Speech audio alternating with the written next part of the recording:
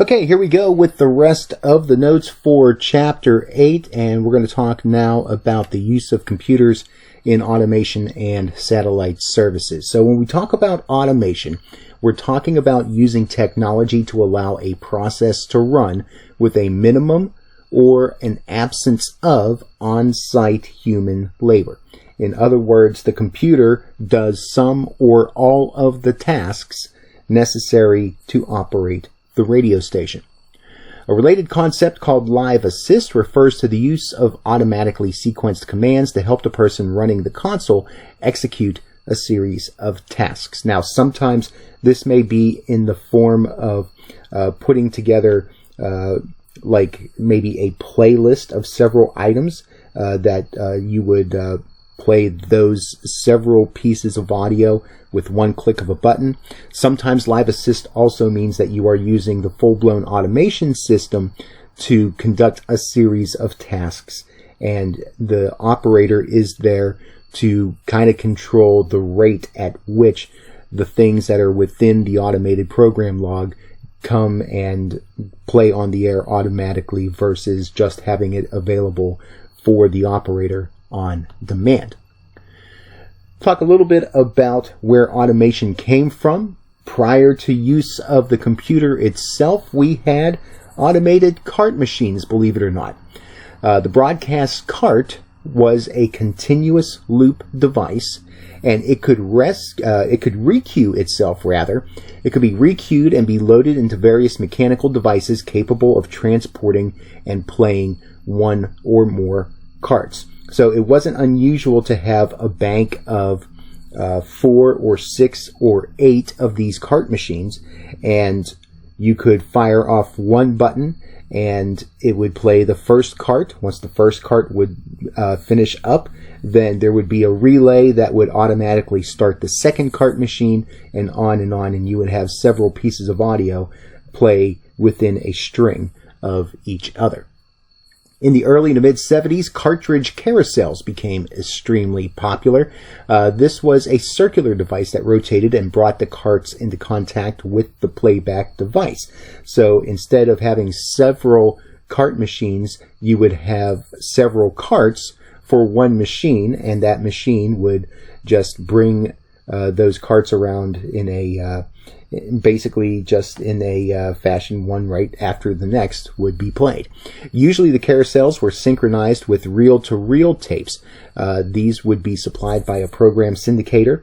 Now, say for example, you had American Top 40 come in on the reel-to-reel. You would play that, and then there would be tones or relays embedded on the reel-to-reel that would tell the cart machines to fire off when those needed to happen.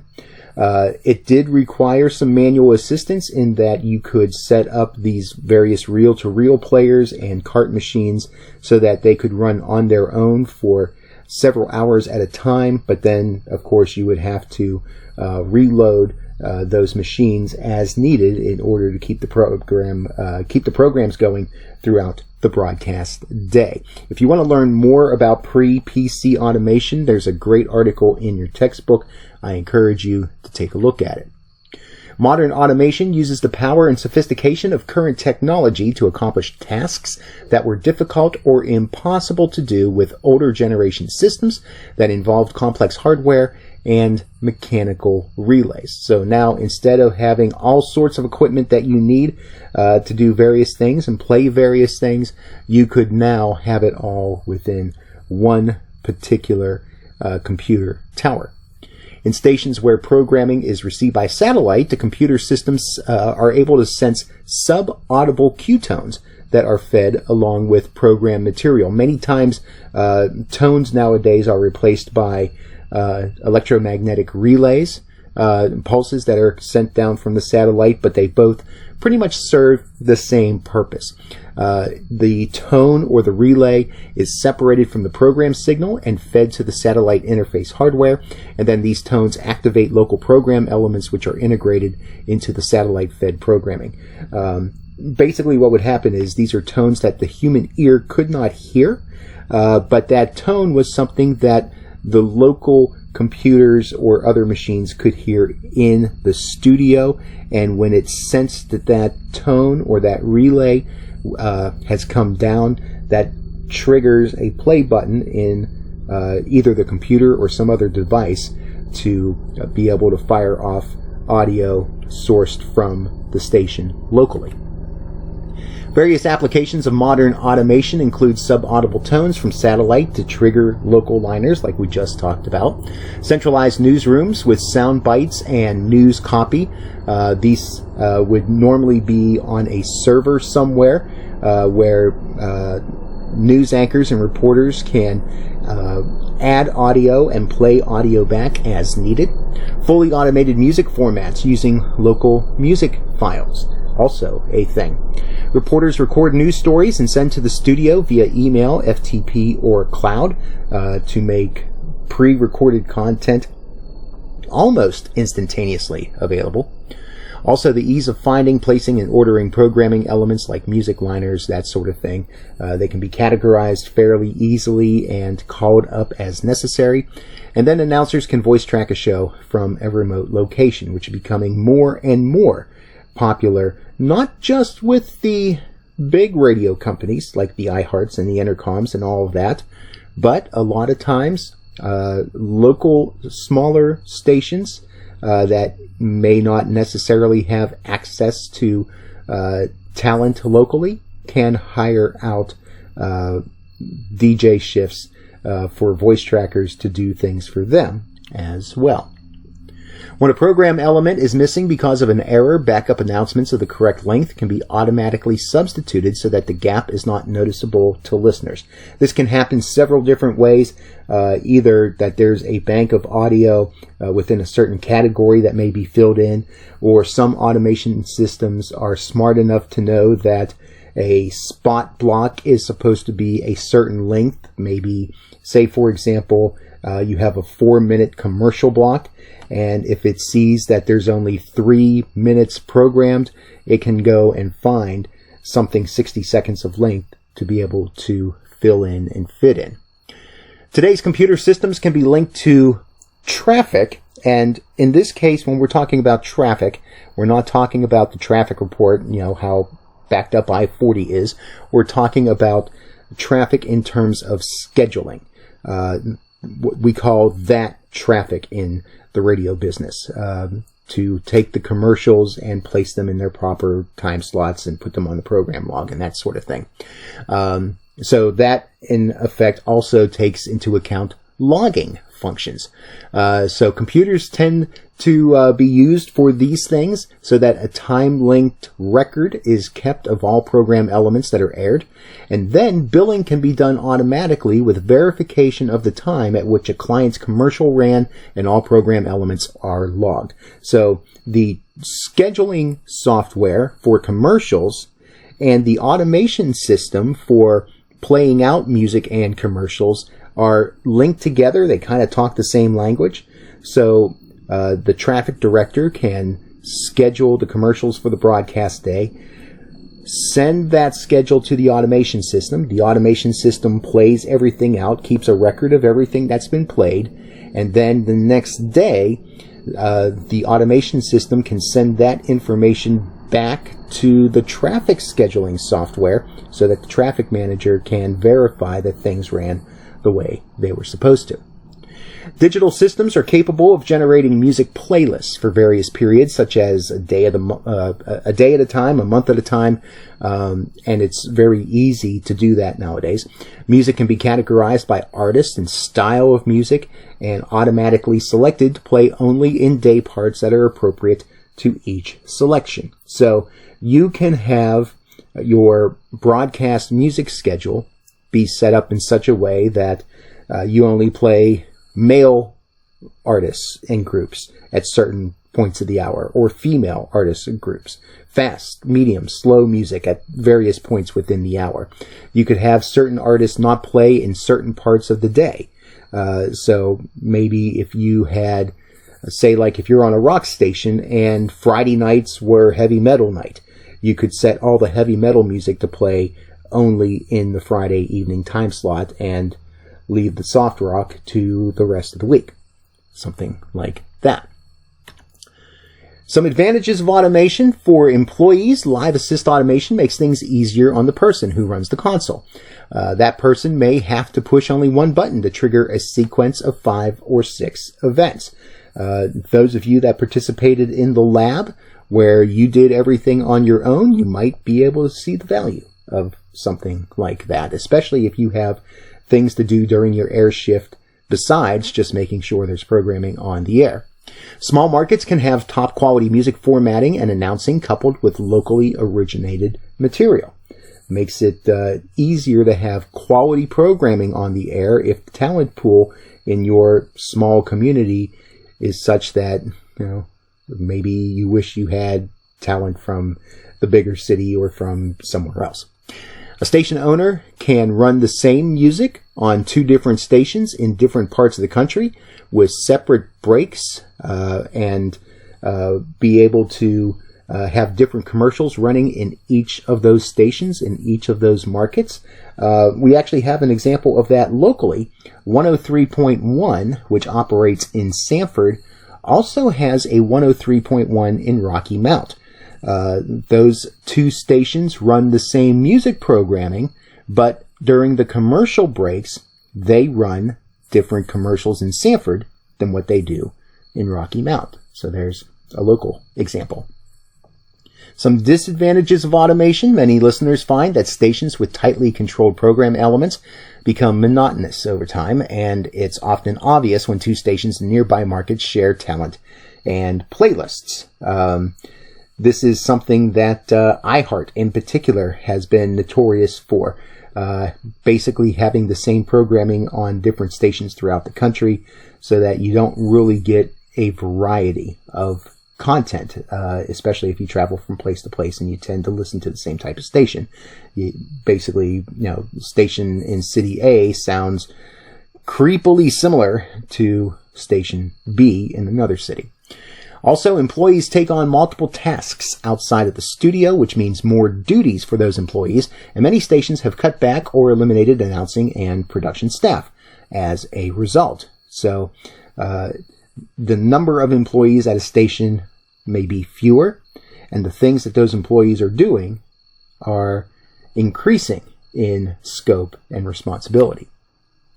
Computers in the programming function. Well, the functions of traffic and scheduling software, we kind of highlighted this just a little bit ago, but they keep track of program elements. They provide a printout of those elements. That's what we call the program log. They make a record of all commercial availabilities, and they ensure that commercials for directly competing products are not scheduled within a certain amount of time of each other. Many radio stations will try to only air one type of business within a commercial break so that you wouldn't hear 2 car dealerships or 2 restaurants during the same commercial break. And they may offer some other separation sorts of activities and things like that, depending on how sophisticated that scheduling software is. Some other functions include the provision of salespeople with a way to program a flight of spots immediately and to let the sponsor know the air dates. So once the program log is produced, say you're working Monday afternoon and you're putting together Tuesday's log, once that log is completed, a salesperson can call a client and say, here are the estimated times that your commercial is going to run the next day. It also automatically generates bills for spots that have aired. Traffic software generally also has billing functions associated with it. And it allows sales management to compare records of individual salespeople and to use projections for each salesperson. Basically what projections are a list of accounts that a salesperson has sold and the anticipated revenue that is going to come in from those advertising clients. Many times those projections will be put out over a certain period of time, most popularly 3 months out, but I have seen where stations do as little as 1 month out and sometimes as far out as a year of projections. The computer can perform work faster and can make it easier but it cannot make good radio. Well, how come? Good radio is made by the skill of the producer, and it's played out in the brain of the listener. Even if the station is being run completely by a computer, somebody has to program that computer and tell it what to do and when. The software may make it easy, and, things are done in a prepared sort of way, a few clicks, and you put a list together.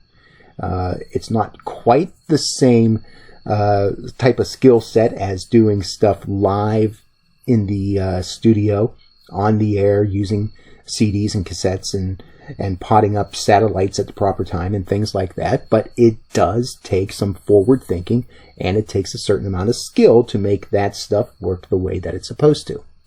Radio is center stage in the theater of the mind, and imagination will never be supplanted by gimmickry.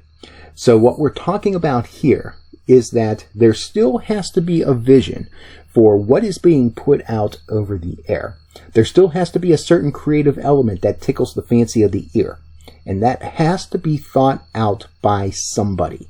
Even if there is help from the outside, there still is a certain element of someone making sure all those elements work the way that they're supposed to. So you still have to have a certain amount of artistry that goes along with the science of putting together everything in computer programs. Interactive media and radio programming, some different streaming services, the types that you may encounter, and you guys are probably familiar with many of these. You can search for radio stations by zip code, by artist, by genre. iHeartRadio is a good example of a platform that allows you to do those sorts of things. Live feed and defined formats with services like Slacker, LiveX Live, those sorts of things. You also have the ones that are a little more popular today, content based on musical preferences defined by the listener. Pandora is a good example of that one. And then playlists developed based on a listener's initial music choices, and then AI takes over, and that's what we get with Spotify. How does radio compete with all those different types of elements? Well, some radio stations are using their HD channels to provide specific format programming. We talked about that earlier in the semester, how you have the sub-channels, the -2, -3 channels on the FM dial. Other stations have adopted interactive services that provide their listeners with more direct contact and connections with the stations and with station listeners. So either by use of station-specific apps that create a certain amount of interaction with some of the announcers at the station or other staff at the station. You may also utilize social media platforms, stations that are very active on Facebook and Twitter and TikTok and the other platforms that are available. These new services help connect the listener to the station and can build loyalty among listeners over time, especially if on the social media side of things, if a station is seen as engaging with the audience and interacts with audience comments and reactions and things like that, that can definitely create some credibility with the audience to make the listeners feel like they are actually a part of what's going on at the station. And that's going to do it for Chapter 8. So hopefully there was something in there that kind of piqued your interest a little bit. Maybe you have some questions about some of the stuff that we talked about. Feel free to bring those questions with you either through the survey on Blackboard or bring them with you to class, and we'll discuss these things when we get together.